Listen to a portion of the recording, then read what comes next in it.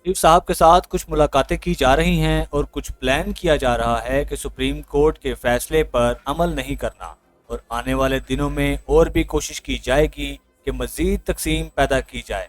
और नवाज शरीफ साहब का पुराना रिकॉर्ड है कि वो तकसीम पैदा कर देते हैं। जब भी कभी वो मुसीबत में आते हैं तो वो इदारों को आपस में लड़वाने की कोशिश करते हैं। तो नवाज शरीफ साहब का ये एक पुराना तरीक़ाकार है। बहरहाल ये इसी तरीके पर चलेंगे, लेकिन एक जो डेवलपमेंट हुई है वो पार्लियामेंट के अंदर की गई है। वज़ीर आज़म और काबीना 3 रुकनी बेंच के फैसले पर अमल दरामद न करें, कौमी असम्बली के अंदर ये करारदाद मंजूर की गई है। इस करारदाद की कानूनी हैसियत क्या है, इससे कोई फ़र्क पड़ेगा या नहीं, इसमें बहुत से कानूनी नुक्ते हैं और वो तो सिर्फ कानूनी माहिरीन ही आपको बता सकते हैं। लेकिन कुछ सीधी सादी चीज़ें हैं, वो मैं आपको बताता हूँ। कौमी असम्बली ने इंतखाबात केस में सुप्रीम कोर्ट के 3 रुकनी बेंच के फैसले को मुस्तरद करने और वज़ीर आज़म समेत काबीना से इस फैसले पर अमल दरामद न करने के मुतालबे की करारदाद मंजूर कर ली है। कौमी असम्बली का इजलास स्पीकर कौमी असम्बली राजा परवेज़ अशरफ साहब की सदारत में हुआ। बलूचिस्तान अवामी पार्टी के रहनुमा खालिद मकसी ने सुप्रीम कोर्ट के फैसले के खिलाफ करारदाद पेश की। अब खालिद मकसी आप जानते हैं, ये बलूचिस्तान अवामी पार्टी और बलूचिस्तान की पॉलिटिकल पार्टीज़ को, ख़ास तौर पर बलूचिस्तान अवामी पार्टी को कहाँ से कंट्रोल किया जाता है, ये बात भी आप अच्छी तरह जानते हैं। बहरहाल इन्होंने ये करारदाद पेश की है और करारदाद को मुतफ़िक़ा तौर पर मंजूर कर लिया गया है। ताहम पाकिस्तान तहरीक इंसाफ ने करारदाद की मुखालफत की और एक रुकन वहाँ पर मौजूद हैं, मोहसिन लगारी साहब, जो अब जीत कर आए हैं। करारदाद का मतन क्या है? करारदाद में कहा गया कि 28 मार्च को इस ऐवान ने अज़ खुद नोटिस केस नंबर 2023/1 में सुप्रीम कोर्ट के 4 जज साहबान के अक्सरियती फैसले की तायीद करते हुए इस पर अमल दरामद और आला अदलिया से सियासी और इंतज़ामी अमूर में बेजा मुदाखलत से गुरेज का मुतालबा किया था। अक्सर हलकों ने भी फुल कोर्ट की तश्कील का मुतालबा किया था, लेकिन इसे मंजूर नहीं किया गया। करारदाद में कहा गया है कि एक के सिवा दीगर सियासी जमातों का मौक़िफ़ सुना ही नहीं गया। पार्लियामेंट की वाज़ेह करारदाद और सुप्रीम कोर्ट के 4 जजेस के अक्सरियती फैसले को नज़रअंदाज करते हुए 3 रुकनी मखसूस बेंच ने अक़लियती राय मुसल्लत कर दी, जो सुप्रीम कोर्ट की अपनी रवायत, नज़रियात और तरीक़ाकार की भी खिलाफ वर्जी करती है। करारदाद के मुताबिक अक्सरियत पर अक़लियत को मुसल्लत कर दिया गया। 3 रुकनी अक़लियती बेंच के फैसले को पार्लिमान मुस्तरद करती है और आइन और कानून के मुताबिक अक्सरियती बेंच के फैसले को नाफिजुल अमल करार देती है। करारदाद में कहा गया कि ये इजलास आइन पाकिस्तान के आर्टिकल 184(3) के तहत दायर मुकदमात को फुल कोर्ट मीटिंग के फैसलों तक समात के लिए मुकर्रर न करने के अदालत उज़्मा के 3 रुकनी बेंच के फैसले की तायीद करता है और एक एग्जेक्टिव सर्कुलर के जरिए इस पर अमल दरामद रोकने के इक़दाम को गहरी तशवीश की नज़र से देखता है। मतन में कहा गया है कि ये ऐवान इसी अदालती फैसले को उजलत में एक और मुतनाज़ बेंच के रूबरू समात के लिए मुकर्रर करने और चंद मिनटों में इस पर फौरी फैसले पर भी शदीद तहफ़्फ़ुज़ात का इजहार करता है कि ऐसा अमल सुप्रीम कोर्ट की रवायात, नज़रियात के बिल्कुल खिलाफ है, लिहाजा ये नाकाबिले कबूल है। करारदाद में कहा गया कि ये ऐवान सियासी मामलात में बेजा अदालती मुदाखलत पर तशवीश का इजहार करता है।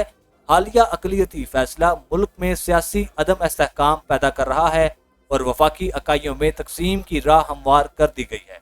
लिहाजा ये ऐवान मुल्क में सियासी और मुआशी इस्तेहकाम के लिए आइन और कानून में दर्ज मुरवजा तरीक़ाकार के ऐन मुताबिक मुल्क भर में एक ही वक़्त पर आम इंतखाबात कराने को इनकात को ही तमाम मसाइल का हल समझता है। करारदाद में मजीद कहा गया कि ये ऐवान 3 रुकनी बेंच का अक़लियती फैसला मुस्तरद करता है और वज़ीर आज़म समेत काबीना को पाबंद करता है कि इस खिलाफ आइन और कानून फैसला पर अमल न किया जाए। ये ऐवान दस्तूर के आर्टिकल 63A के गलत तशरीह है और इसे अदालत उज़्मा के फैसले के जरिए असर नौ तहरीर किए जाने पर शदीद तशवीश का इजहार करते हुए मुतालबा करता है کہ अदालत उज़्मा का फुल कोर्ट इस पर नजर षानी करे। एक तो पार्लियामेंट के अंदर आप अदलिया की तौहीन नहीं कर सकते, आप अदलिया को तनकीद का निशाना नहीं बना सकते। मोहसिन लगारी साहब ने वहां पर कहा कि आइन हमें अदलिया के खिलाफ ऐवान में गुफ्तगू पर मना करता है और हम वो काम कैसे कर सकते हैं जिसके बारे में आइन हमें मना कर दे। इसमें कोई शक नहीं कि हम पार्लियामान के अरकान ही मिलकर आइन बनाते हैं, लेकिन ये भी हकीकत है कि जब कोई बात आइन में शामिल हो जाए तो हम खुद भी इसके खिलाफ वर्जी नहीं कर सकते। या तो हम पहले मिलकर इस आइन को तब्दील कर लें कि अदलिया पार्लियामान के मतहत है, या फिर हमें अदलिया की तरफ से किए गए फैसलों का एहतराम करना चाहिए और ऐवान में बैठकर अदलिया के खिलाफ बात नहीं करनी चाहिए या अदलिया को तनकीद का निशाना नहीं बनाना चाहिए। यह गलत रवायत डालकर हम इज्तिमाई तौर पर तौहीन अदालत का बाइस बन रहे हैं। इस पर राजा परवेज अशरफ साहब ने कहा कि फैसले पर बात हो सकती है, तो मैं कहूंगा कि फैसले पर तो अमल दरामद भी हो सकता है। खैर, अदलिया के खिलाफ करारदाद मंजूर होते ही वज़ीर आज़म ऐवान से चले गए। अब देखें एक करारदाद से फर्क क्या पड़ेगा। नवाज शरीफ साहब को नाअहल कहां से किया गया? सुप्रीम कोर्ट ऑफ पाकिस्तान से।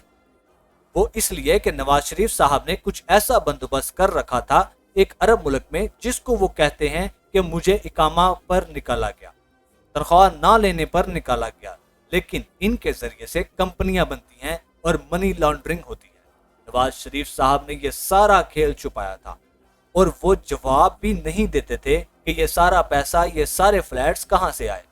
और बाद में आपने देखा कि किस तरह इन्हें जेल भी हुई और जो इल्जामात इन पर लगे, न सिर्फ इनको जेल हुई बल्कि इनको नाअहल भी होना पड़ा। नवाज शरीफ साहब जब नाअहल हुए तो PMLN के पास उस वक्त अच्छी खासी अक्सरियत मौजूद थी, लेकिन उस वक्त ये लोग कोई करारदाद नहीं लेकर आए।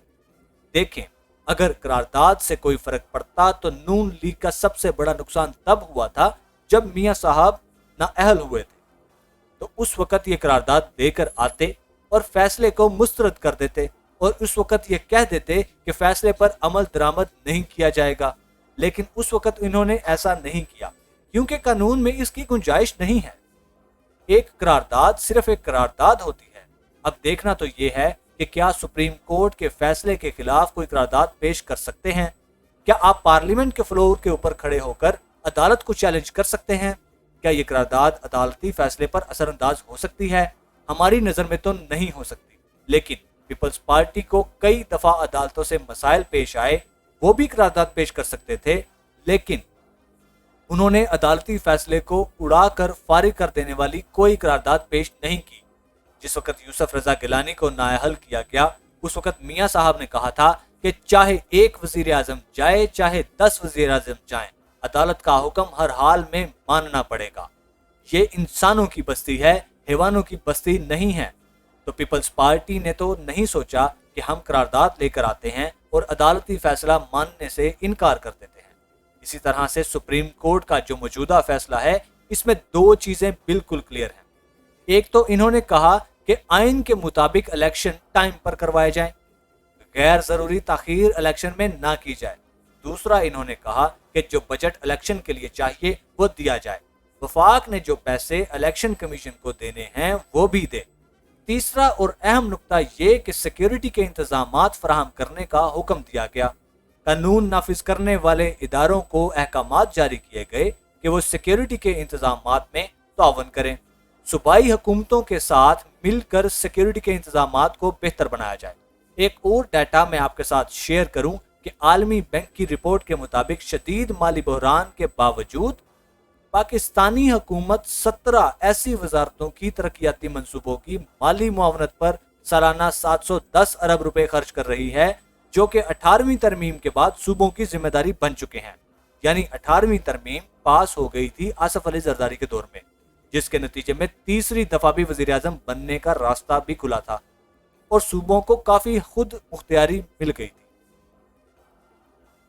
और पाकिस्तान की स्टैब्लिशमेंट को 18वीं तरमीम बिल्कुल भी पसंद नहीं, क्योंकि इनके इख्तियारात में कमी आई और सूबों के पास इख्तियारात ज्यादा चले गए।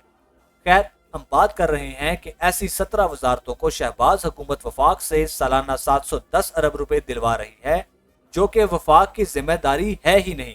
اس میں عالمی بینک کے سینئر ماہرین کہتے ہیں کہ اس کے نتیجے میں اخراجات دگنے ہو رہے ہیں۔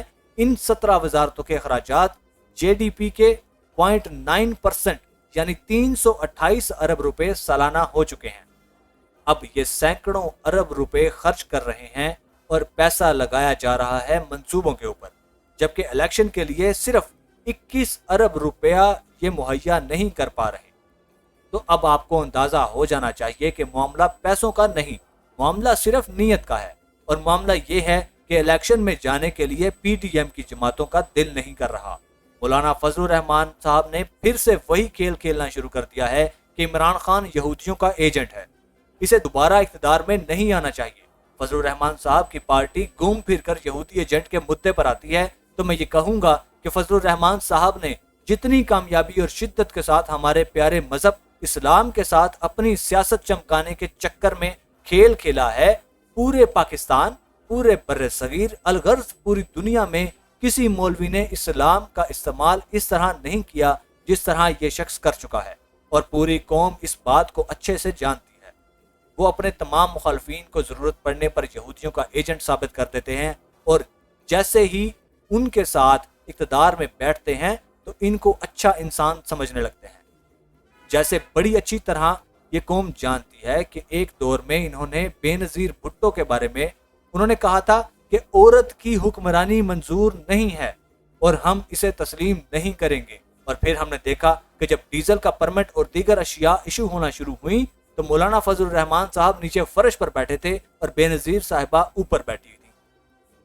اور سب سے اہم خبر یہ کہ کسی دور میں پاکستان مسلم لیگ نون کا ٹکٹ بکتا تھا، اس پارٹی کی ٹکٹ کی بہت اہمیت ہوا کرتی تھی، لیکن آج دیکھا جا رہا ہے کہ کچھ لوگ تو یہ باتیں کر رہے ہیں کہ ہم اس بار الیکشن ہی نہیں لڑیں گے، کیونکہ ان کے ابھی ضمیر زندہ ہے، اور وہ یہ سوچ رہے ہیں کہ جتنی مہنگائی ہماری حکومت نے کر دی ہے اور جتنے غلط فیصلے ہماری پارٹی کی قیادت نے کیے ہیں ان دنوں میں، تو ہم عوام میں کس طرح جائیں گے اور کس منہ سے جا کر عوام سے ووٹ مانگیں گے۔ کچھ لوگ تو یہ باتیں بھی کر رہے ہیں کہ اگر عدالت نے اس قرارداد پر کوئی ایکشن لیا یا اس حکومت نے عدالتی فیصلے کی حکم عدولی کی تو مکمل طور پر اس پارٹی کا جنازہ نکل جائے گا۔ ویسے موجودہ وقت میں بھی کوئی قابل ذکر حالت تو نہیں ہے اس پارٹی کی، لیکن مکمل طور پر فوت ہونے کے بعد یہ قدم زہر قاتل سے کم نہ ثابت ہوگا۔ اس بات کا فیصلہ تو اب الیکشن میں عوام ہی کریں گے۔ اس کے ساتھ ہی مجھے دیجیے اجازت، اپنا بہت سا خیال رکھیے گا۔ اللہ حافظ۔